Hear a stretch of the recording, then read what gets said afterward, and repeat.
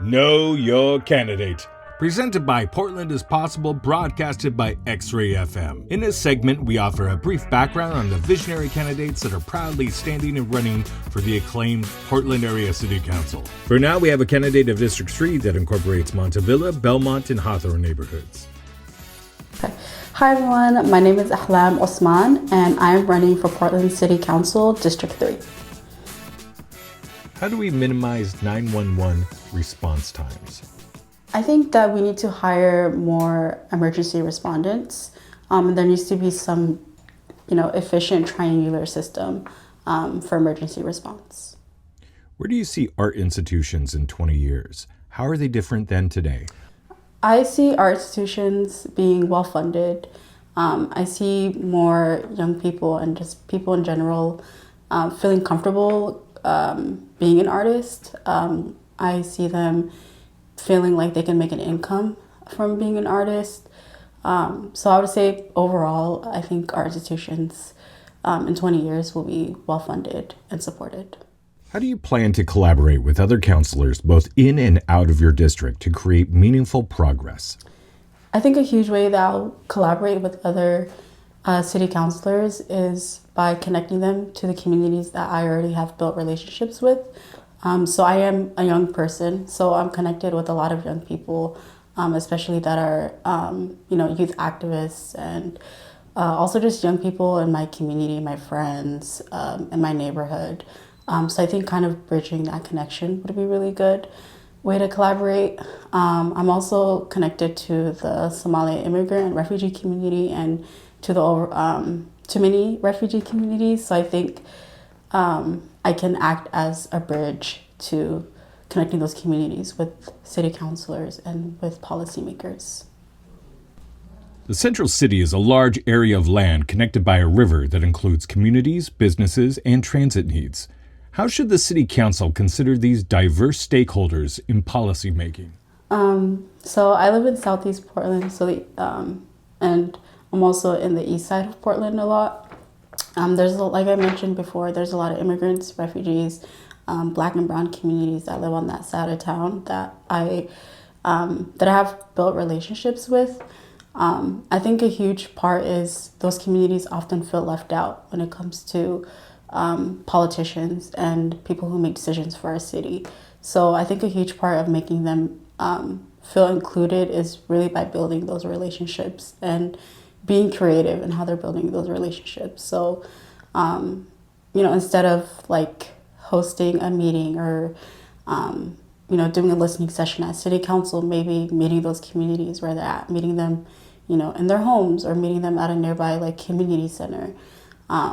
Just kind of, I think, finding ways where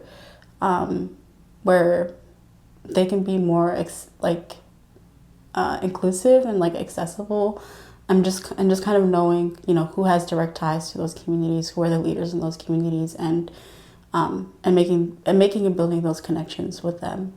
How should they be considered? I think kind of thinking of an example. I remember in Confam, she's a representative for District 3 in Southeast Portland, and one of the communities that she represents is like 82nd Avenue, or communities that live on the 82nd Avenue, and I've seen her do listening sessions at the ACO building, the African Youth and Community, African Youth and Community Center, and she was able to meet with folks, with Somali immigrants and refugees, and like do a listening session with them. So instead of relying on them to meet with her, she came and met with them and did a whole event like with the purpose of listening to them. I myself have done policy sessions where I demystified policy with like elder Somali community members, with someone who helped me like translate and like talk with the elders. So I think just kind of doing just being aware and cognizant of like how those community members want to be engaged is really important. Because it's not the typical, it's not always doing a test, holding like testimonies and like public hearings, like those aren't always accessible, especially even like for young people. A lot of those public hearing sessions are during the day when students are at school or where young people are in school. So, doing them in the evenings or at times where like, students aren't typically in school is, even one way to, make it more accessible. The Central City has become unaffordable for most Portlanders to live and less attractive to work in or visit. Is that a problem? What's your vision for the future of the Central City? I have a lot of hope for the Central City. I actually just opened a coffee shop on Northwest Broadway, which it's technically the Pearl District, but it's technically Old Town if you like look at the space. And it's really hard some days, and it was kind of a risk to open a business there, just because you see a like encampment sometimes, or like you'll kind of like have people who are, will like look at your car in the parking lot, or, like it's not always the most safest space. But I know that there's a lot of, there's a revitalization happening in Old Town and in that area. And I think bringing more businesses there and also like prioritizing, yes, like the safety and prioritizing like it looking clean is really important. But I also think for the economy, for the local economy, it's really important that the city itself sees the importance of supporting small businesses and helping small businesses open in, the Central City.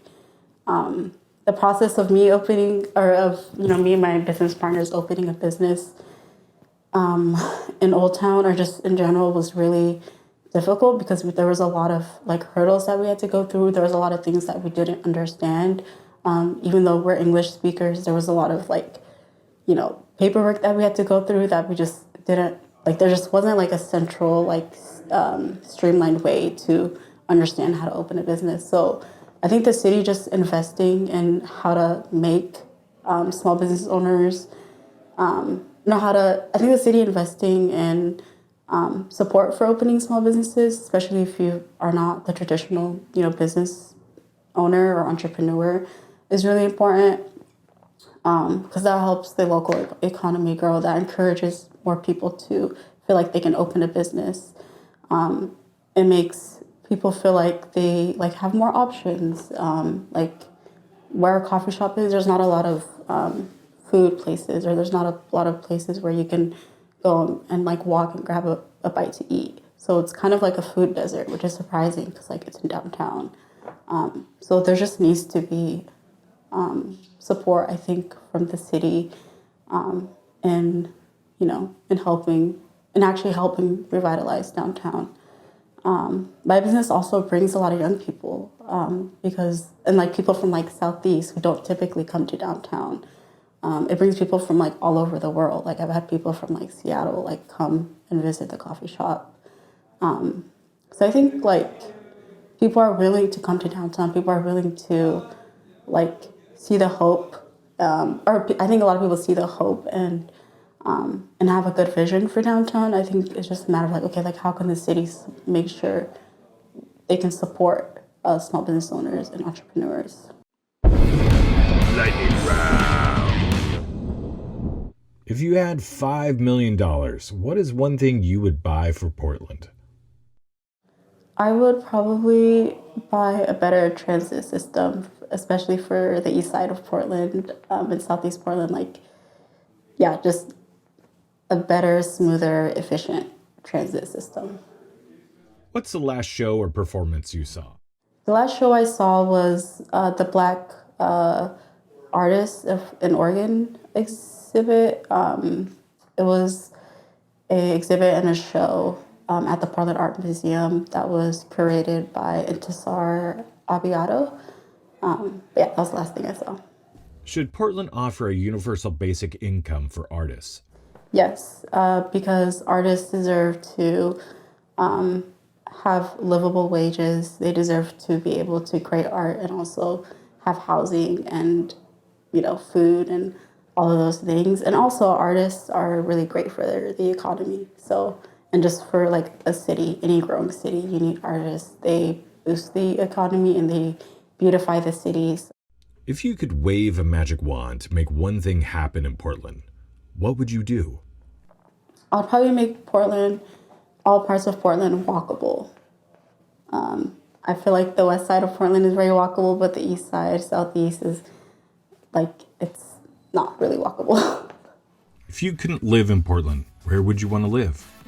I would want to live in New York City, and I still want to live there someday. But yeah, I love New York. I love East Coast and big cities. And they have a good transportation system.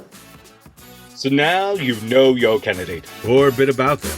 We like to thank the visionary candidates, also like to especially thank all the volunteers and organizations that put this together. We couldn't do this without you. To look at each candidate, be a good Portland citizen, and to be a dashing and informed voter, listen to XRAY FM to learn about ballots and the new ranked choice voting system. And check out portlandpossible.org.